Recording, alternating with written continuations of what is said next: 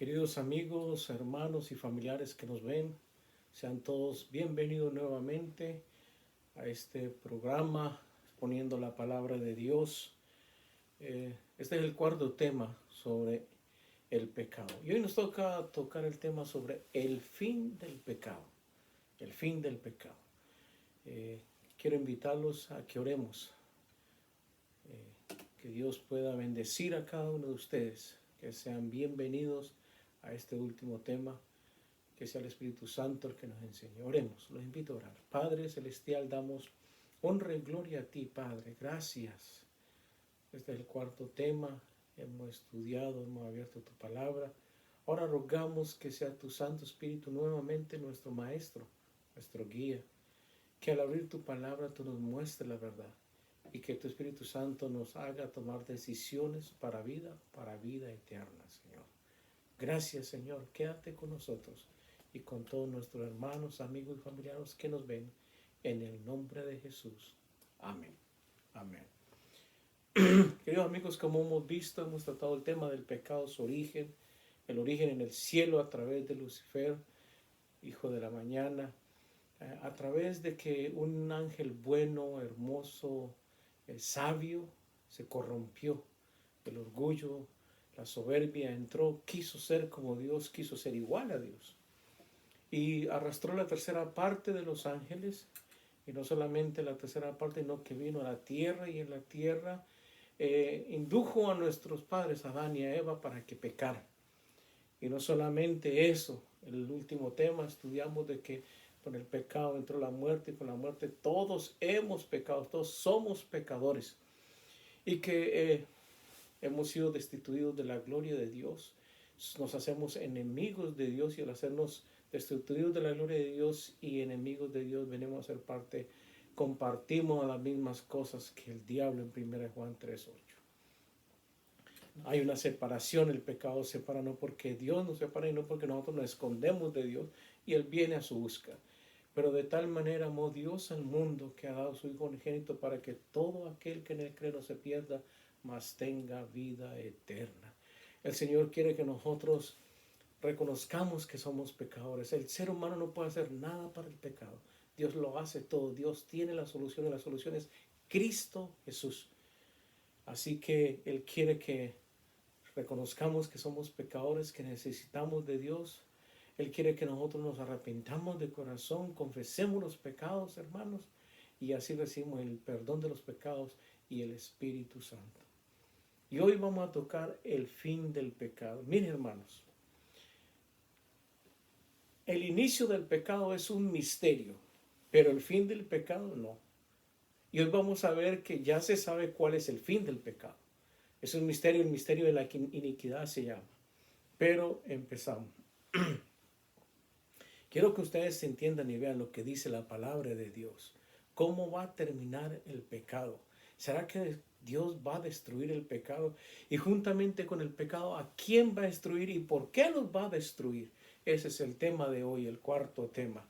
Malaquías capítulo 4, el último libro del Antiguo Testamento, Malaquías 4, versículo 1 en adelante, dice así. Malaquías capítulo 4, versículo 1 dice: porque he aquí, viene el día ardiente como un horno, y todos los soberbios y todos los que hacen maldad serán estopa.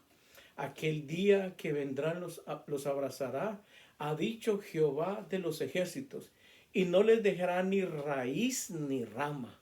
Wow. Mas a vosotros los que teméis mi nombre, nacerá el sol de justicia, y en sus alas traerá salvación.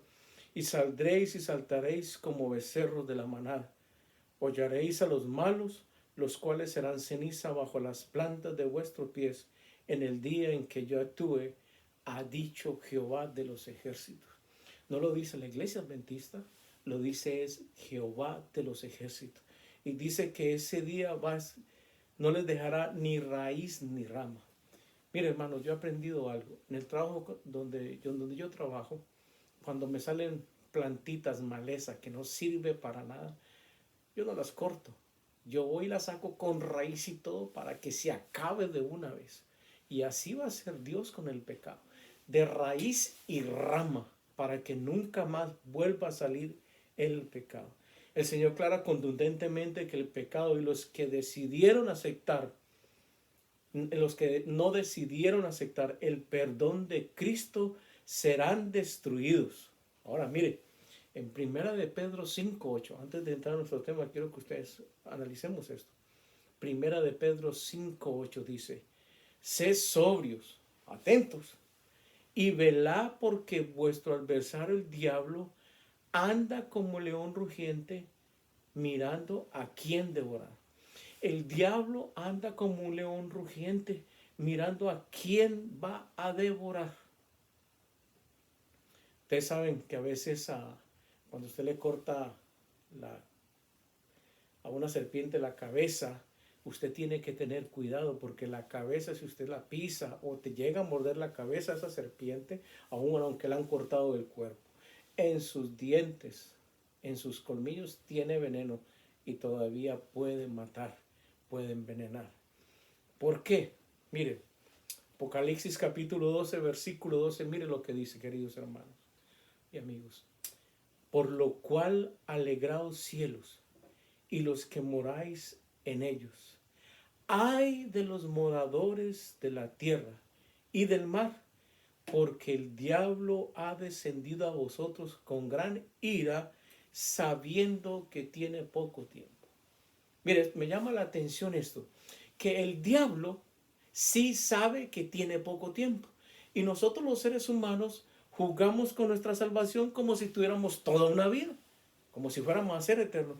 El diablo sabe que tiene poco tiempo y entonces él anda como un león rugiendo. ¿A quién va a devorar? ¿A quién va a destruir? De muchas maneras. Con el desánimo, los problemas, las dificultades, con tanta cosa. Pero él está listo para ver a quién va a devorar. Antes de que destruyan el pecado, va a pasar algo espectacular, algo glorioso. Yo quiero invitarlos a que vayamos a Apocalipsis capítulo 19, versículo 11. Este es otro tema, pero tengo que darle una entrada aquí para que podamos entender. No me quiero brincar al final. Dice así Apocalipsis capítulo 19, versículo 11. Entonces vi el cielo abierto y aquí un caballo blanco, y el que lo montaba se llamaba Fiel y Verdadero, y con justicia juzga y pelea. Versículo 12. Sus ojos eran como llama de fuego, y había en su cabeza muchas diademas, y tenían un nombre escrito que ninguno conocía, sino él mismo. Versículo 13. Estaba vestido de una ropa teñida de sangre, y su nombre es el Verbo de Dios. Y los ejércitos celestiales, vestidos de lino finísimo, blanco, limpio, le seguían en caballos blancos. De su boca sale una espada aguda para herir con ella a las naciones. Y él las regirá con vara de hierro, y él pisa el lagar del vino del furor y de la ira del Dios Todopoderoso. Versículo 16.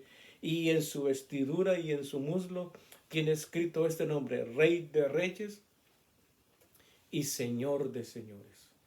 Este pasaje en Apocalipsis nos está narrando la segunda venida majestuosa en poder y gloria de nuestro Señor Jesucristo.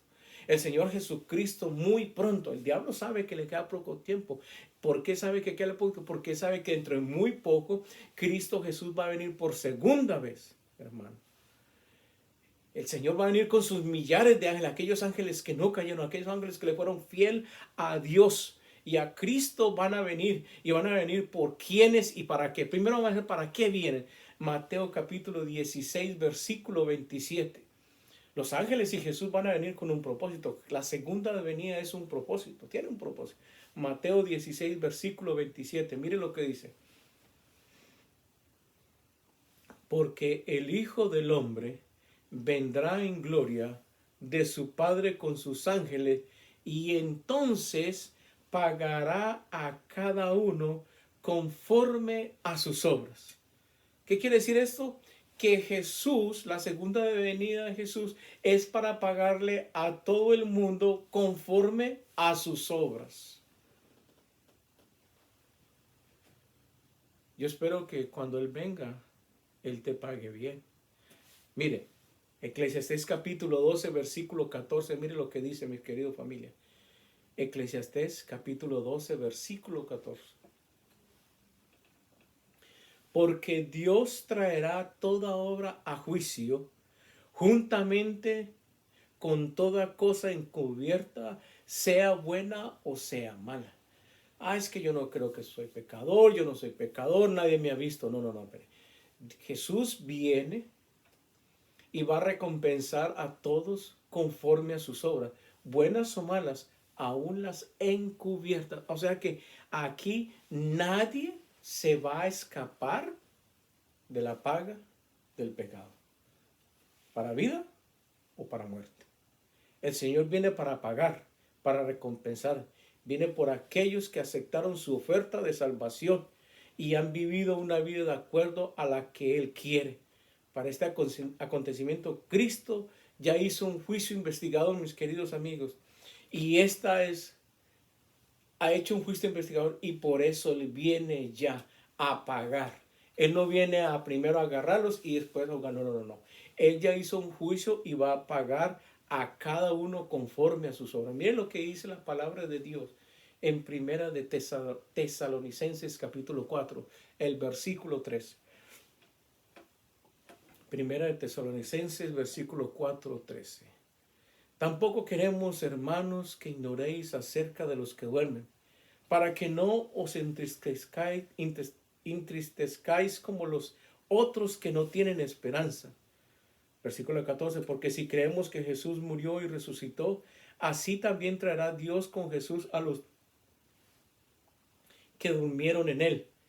Por lo cual os decimos esto en palabras del Señor, que nosotros que vivimos, que habremos quedado hasta la venida del Señor, no precederemos a los que durmieron. Versículo 16, porque el Señor mismo con voz de mando, con voz de arcángel y con trompeta de Dios, descenderá del cielo y los muertos en Cristo resucitarán primero.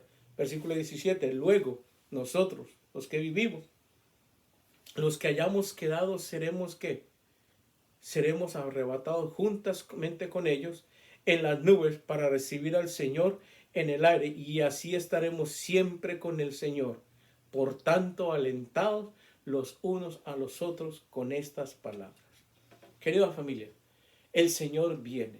Y cuando el Señor venga, van a haber 4 grupos: los muertos en Cristo y los vivos en Cristo.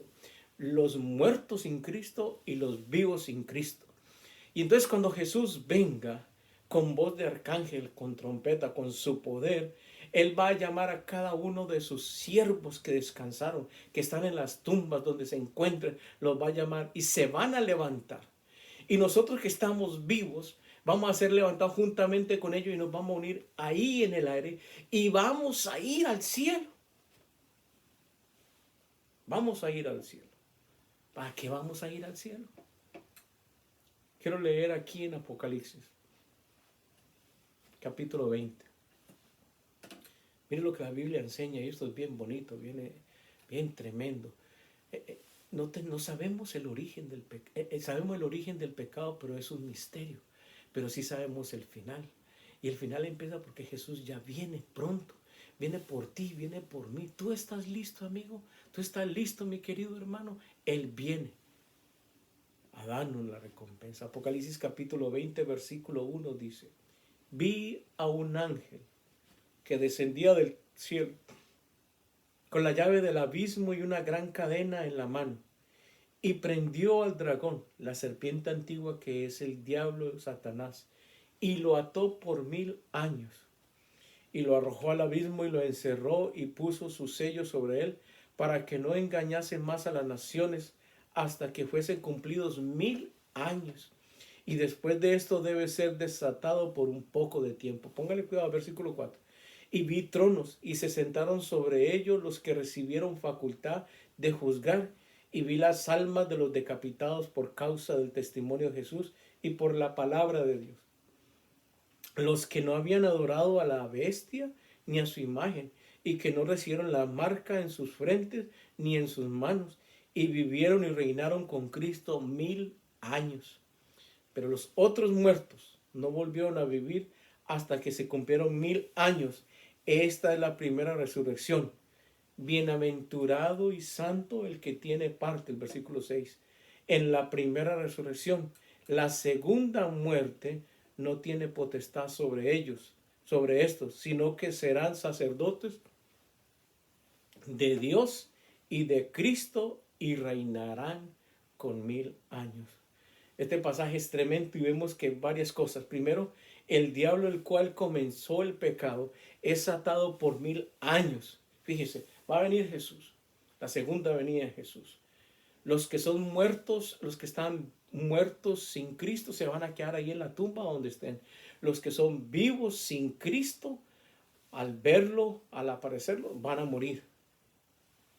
El diablo, entonces nosotros los muertos en Jesús y los vivos vamos a ser llevados al cielo por 1000 años. Pero mientras nosotros estamos en esos 1000 años, nos vamos a hacer sacerdotes y reyes para el Señor.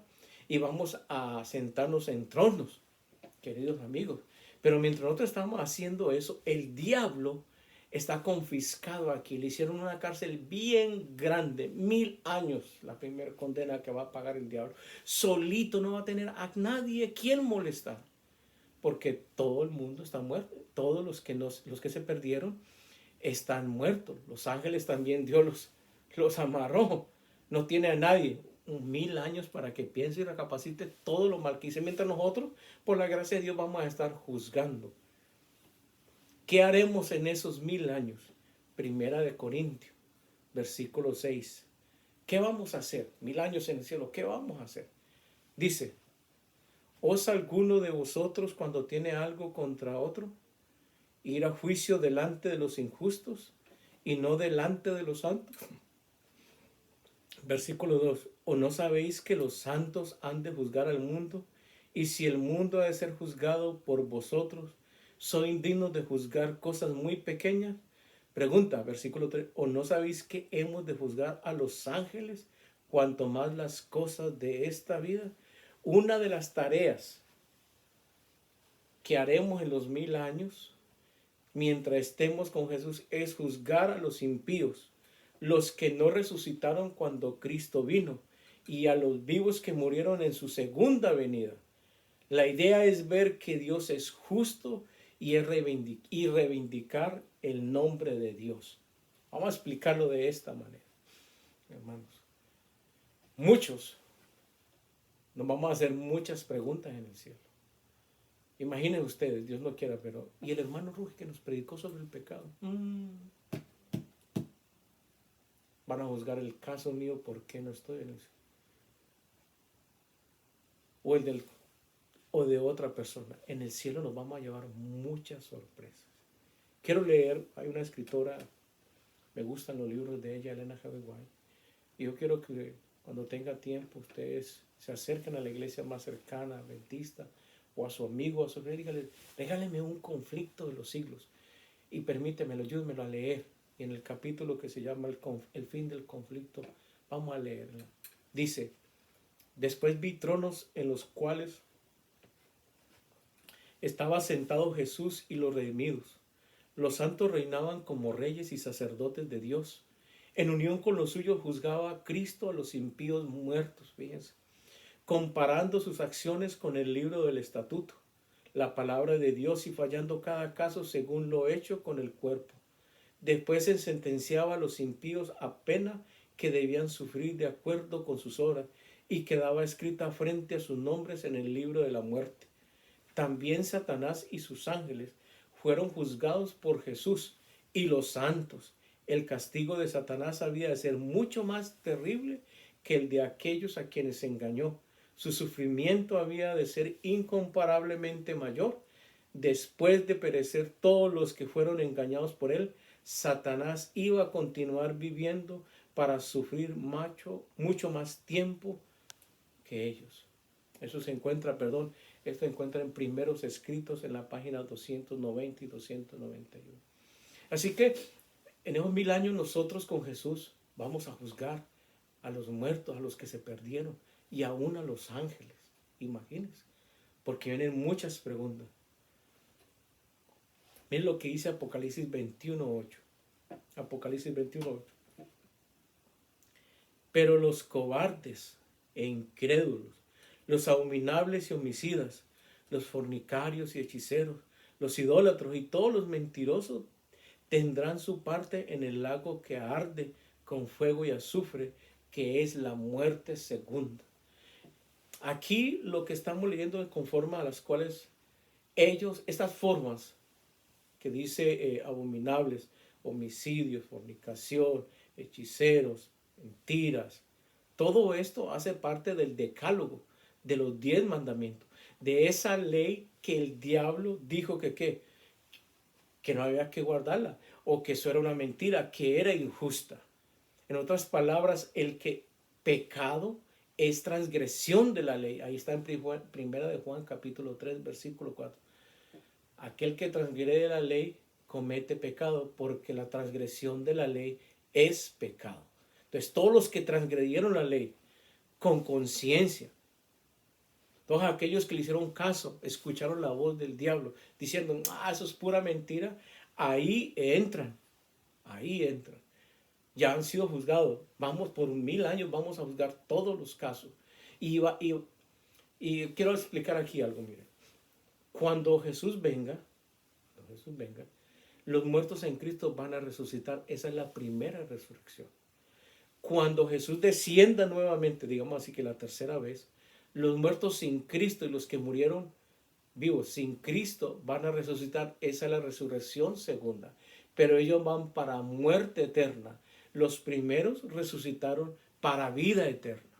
Fíjese, ¿qué va a pasar? Porque van a terminar los 1000 años. ¿Qué va a pasar? Después de que Satanás esté 1000 años aquí pensando qué hice, qué no hice, la maldad que hizo, va a pasar algo muy extraordinario, muy grande y maravilloso. Zacarías capítulo 14, versículo 4. Zacarías 14, 4.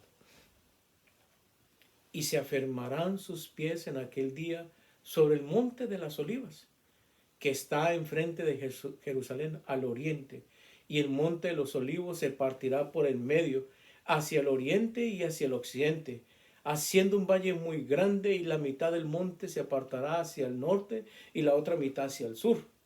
Y huiréis al valle de los montes, porque el valle de los montes llegará hasta Sal. Huiréis de la manera que huisteis por causa del terremoto en los días de Usías, rey de Jehová. Y vendrá Jehová mi Dios, con él todos los santos. Nuestro Señor vendrá y el monte de las olivas se va a partir en dos, se va a abrir y se va a hacer una gran llanura. Y en esa llanura se va a plantar la nueva Jerusalén. Jesús con sus pies sienta los pies en esa llanura, según Zacarías. Se abre el monte de los olivos, hermano. Y ahí esa llanura grande, inmensa, va a recibir a la santa ciudad. Apocalipsis capítulo 5, versículo 12. Pero los otros muertos no volvieron a vivir hasta que se cumplieron 1000 años. Esta es la primera resurrección. Y el mar entregó los muertos que habían en él, y la muerte y el Hades entregaron los muertos que habían en ellos, y fueron juzgados cada uno según sus obras. Fíjense, hermanos.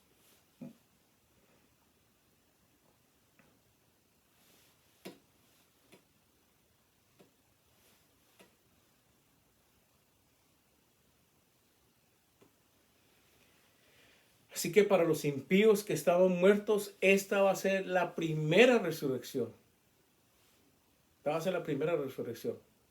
Cuando Jesús vino, resucitamos. Los que estaban muertos, Jesús resucitaron. Los que quedaron muertos sin Jesús, para ellos va a ser como si fuera la primera resurrección. Como si fuera la primera resurrección. ¡Wow! ¿Qué pasó aquí? ¿Qué pasó aquí? Van a resucitar. Y van a resucitar no solamente los que habían muerto con Jesús, sino los que estaban vivos cuando Jesús vino, pero no lo habían aceptado. Bien lo que dice este párrafo, bien interesante.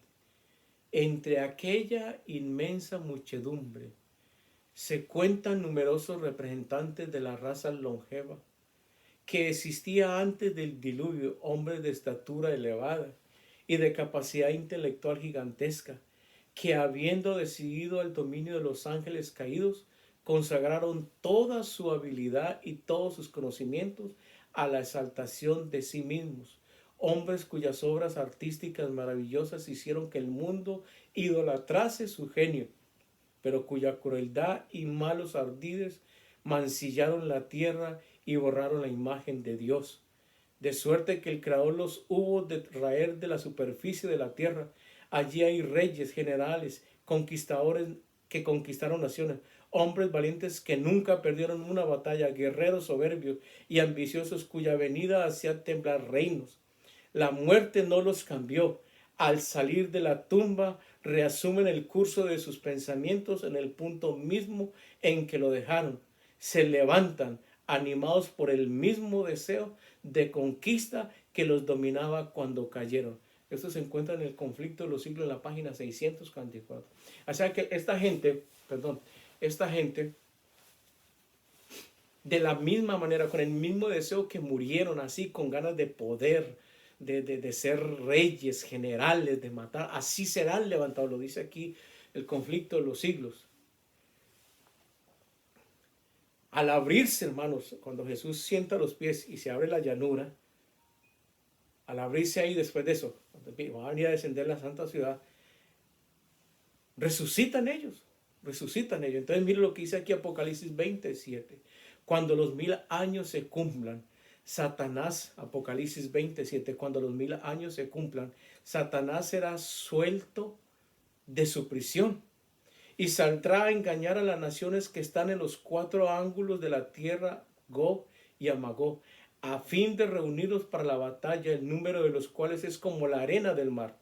Y subieron sobre la anchura de la tierra y rodearon el campamento de los santos y la ciudad amada.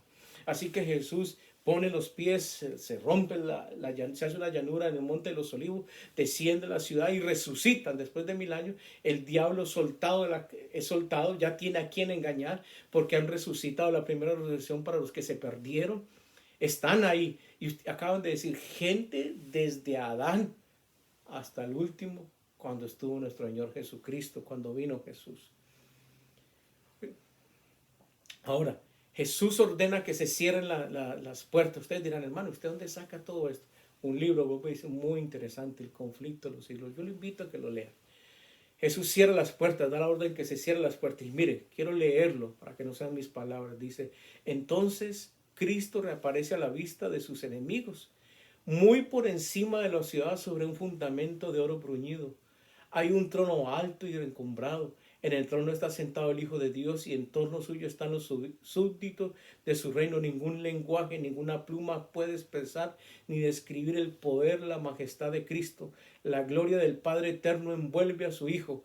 El resplandor de su presencia llena la ciudad de Dios, rebosando más allá de las puertas, inundando toda la tierra con su brillo. Eso se encuentra en la página 645. Aquí que algo importante, mientras afuera de la ciudad están aquellos que fueron engañados por Satanás de todas las edades y sus ángeles ante el trono de Dios, aparecen los salvados. O sea, allá afuera de la ciudad están Satanás, sus ángeles y todos los que están engañados, pero adentro estará ¿quién? Jesús en su trono con los salvados. Y mire lo que dice aquí.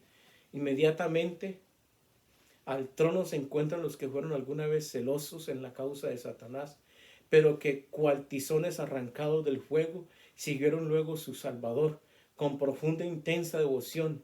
Vienen después de los que perfeccionaron su carácter cristiano en medio de la mentira y de la incredulidad, los que honraron la ley de Dios cuando el mundo cristiano lo declaró abolida, y los millones de todas las edades que fueron mortalizados por su fe, y más allá está la grande muchedumbre que nadie podía contar, de entre todas las naciones y las tribus, y los pueblos y las lenguas, de pie ante el trono y delante del Cordero, revestidos de ropas blancas, teniendo palmas en sus manos. Su lucha terminó, ganaron la victoria, disputaron el premio de la carrera y alcanzaron la palma que lleva en la mano. Es símbolo de un triunfo, la vestidura blanca, emblema de la justicia perfecta de Cristo, que es ahora en ellos. Ahora, Jesús no está como ahora en la presencia de los seres celestiales y de los Salvador, se corona al Hijo de Dios y se le da el poder de Rey de Reyes. Apocalipsis 20:11, hermanos. Vi un gran trono blanco al que estaba sentado en él, y delante del cual huyeron las tierras, el cielo, y ningún lugar se encontró ellos. Versículo 12. Y vi a los muertos grandes y pequeños de pie ante Dios, y los libros fueron abiertos, y otro libro fue abierto, el cual es el libro de la vida. Y fueron juzgados los muertos por las cosas que estaban escritas en los libros según sus obras.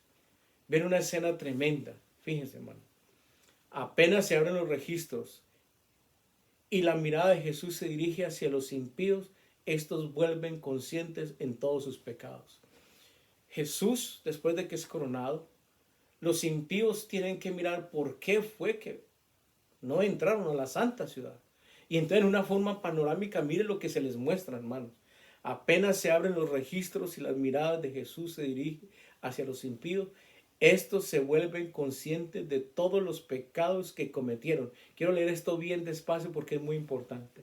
Reconocen exactamente el lugar donde sus pies se apartaron del sendero de la pureza y de la santidad, y cuán lejos el orgullo y la rebelión los ha llevado en el camino de la transgresión de la ley de Dios. Las tentaciones seductoras que ellos fomentaron, cediendo al pecado, las bendiciones que pervirtieron, su desprecio de los mensajeros de Dios, el desprecio de los mensajeros de Dios, los avisos rechazados, la posición de corazones obstinados y sin arrepentimiento.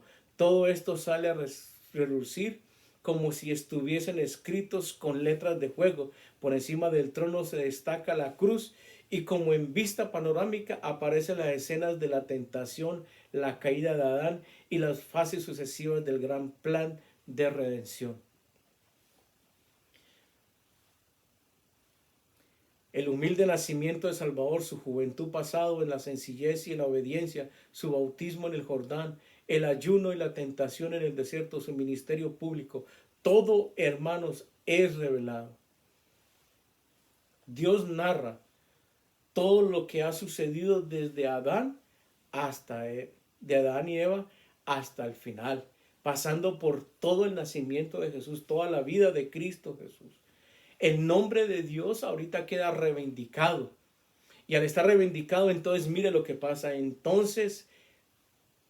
Es entonces evidente para todos que el salario del pecado no es la noble independencia, es la noble independencia y la vida eterna, sino la esclavitud, la ruina y la muerte. Los impíos ven lo que perdieron con su vida de rebeldía.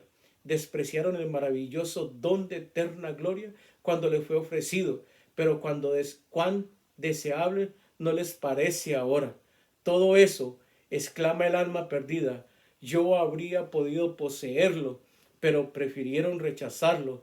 Oh sorprendente infatuación, he cambiado la paz, la dicha y el honor por la miseria, la infamia y la desesperación.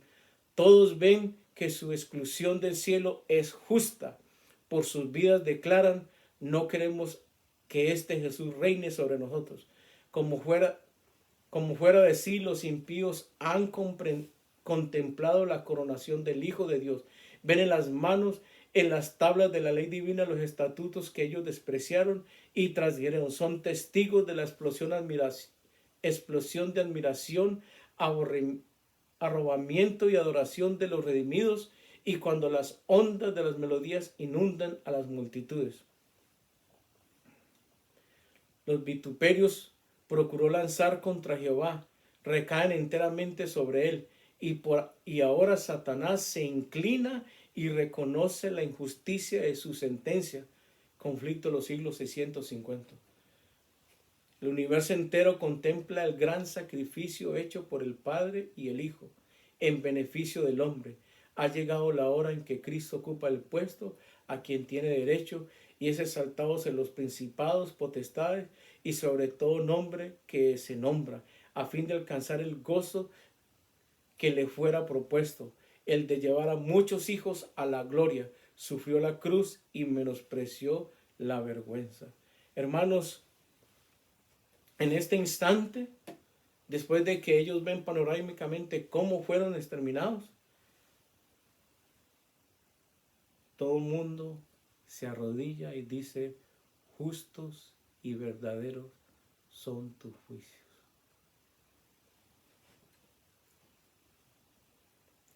A pesar de que Satanás se ha visto obligado a reconocer la justicia de Dios y a inclinarse ante la supremacía de Cristo, su carácter sigue siendo el mismo.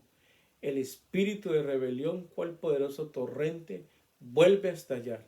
Lleno de frenesí, determina no cejar en el gran conflicto. Ha llegado la hora de intentar un último desesperado esfuerzo contra el Rey del Cielo. Ahora, mire, antes de leer esto, allá en la Nueva Jerusalén está Jesús coronado, los salvos de todas las edades. Afuera, el diablo, el que empezó el pecado, con su tercera parte de ángeles que se trajo, y con todos aquellos que de una u otra manera no quisieron aceptar el plan de salvación. Cuando Jesús los llamaba, no aceptaron, menospreciaron a Jesús, tiraron, pisotearon la ley de Dios. Ahora el diablo que ha sido desatado va y les dice que es hora de ir contra la Nueva Jerusalén. Pero mire que pasa aquí algo muy especial. Mire, se lanza en medio, Satanás se lanza en medio de sus súbditos y trata de inspirarlos contra su propio furor y de moverlos a dar inmediata batalla. Vamos a pelear contra la Nueva Jerusalén.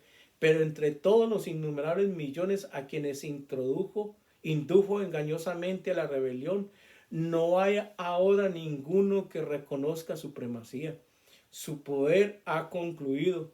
Los impíos están llenos del mismo odio contra Dios que el que inspira a Satanás, pero ven que su caso es desesperado, que no pueden prevalecer contra Jehová.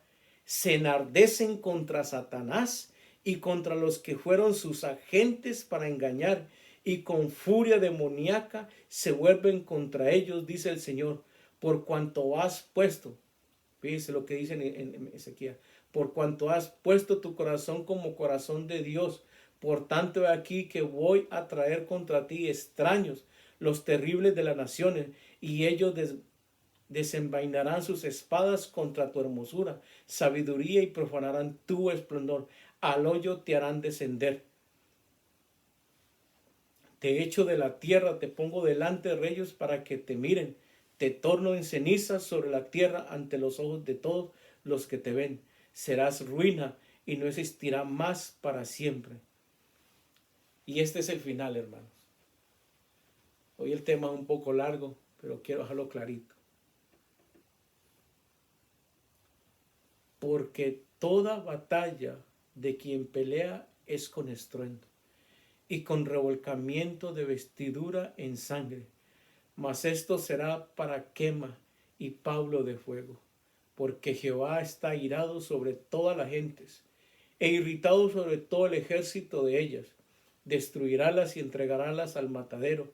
Sobre las malos lloverá lazos, fuego y azufre con viento de torbellino. Será la porción de la cáliz de ellos, según Isaías 9. Dios hace descender fuego del cielo. La tierra está quebrantada. Salen a relucir las armas escondidas de sus profundidades. Llamas devoran y escapan por todas partes de grietas amenazantes. Hasta las rocas están ardiendo. Ha llegado el día que arderá como horno. Los elementos se disuelven con calor abrasador. La tierra también y las obras que hay en ellas están abrasadas. La superficie de la tierra parece una masa fundida, un inmenso lago de fuego hirviendo. Es la hora del juicio y perdición de los hombres impíos. Es día de venganza de Jehová, año de retribución en el pleito de Sión. Los impíos reciben su recompensa en la tierra. Serán estopa, y aquel día que vendrá los abrazará. Lo ha dicho Jehová de los ejércitos. Ah, mis queridos amigos, en las llamas purificadoras quedan por fin destruidos los impíos, raíz y rama. Satanás, la raíz, sus secuaces, las ramas, la penalidad completa de la ley ha sido aplicada, las exigencias de la justicia han sido satisfechas y el cielo y la tierra, al contemplarlo, proclaman la justicia de Jehová. La entrada del pecado es un misterio, pero Dios va a destruir el pecado. Hemos estudiado, hemos leído cómo va a ser. Con azufre y fuego. Lo vas a terminar. Yo no quisiera que tú estuvieras allá. ¿Se acuerda cuando leímos aquí que en una forma panorámica vamos a mostrar cuántas veces usted escuchó sermones? 4 sermones más escuchó. ¿Cuántos irá a escuchar? ¿Cuántos ha escuchado? ¿Cuántas veces sus amigos, sus familiares, pastores, vecinos te han invitado, te han dicho que hay solución para tus problemas, que Cristo es la solución, pero tú no has querido escuchar? Amigo, el fin viene y va a ser con azufre ardiendo. No me gusta meter miedo a nadie, digo la verdad. Jesús viene pronto. ¿Tú estás listo? ¿En qué lugar va a estar? ¿Dentro de la Nueva Jerusalén o afuera de la Nueva Jerusalén? ¿En los que nos vamos a ir con Jesús cuando venga? ¿O van a tener que esperar 1000 años para resucitar y recibir su paga? Mi oración en esta mañana es que en este día es que usted acepte a Jesús como su Salvador, que le diga: Señor, yo te entrego mi corazón. Yo no quiero ser amigo del diablo, yo quiero ser amigo de Jesús. ¿Te gustaría ser amigo de Jesús? Allá donde tú te encuentres, levántate, cierra los ojos y vamos a tener una oración. Padre, gracias. Gracias porque es verdad que el pecado entró, pero gracias porque hay solución para ese pecado. Gracias por ello. Gracias por Cristo Jesús, por su muerte, por su resurrección. Y gracias porque muy pronto tú vendrás, dando la victoria contra el pecado. Ayúdanos a tomarnos de la mano de Jesús. Tómanos tú de la mano para no caer. Y que cuando tú vengas, nosotros estemos en el grupo de los que nos vamos a ir contigo. No queremos pagar las consecuencias, no por miedo, sino por amor a ti. Ayúdanos. Bendice a nuestros hermanos, amigos y familiares que nos han visto. En el nombre de Jesús lo rogamos y suplicamos. Amén.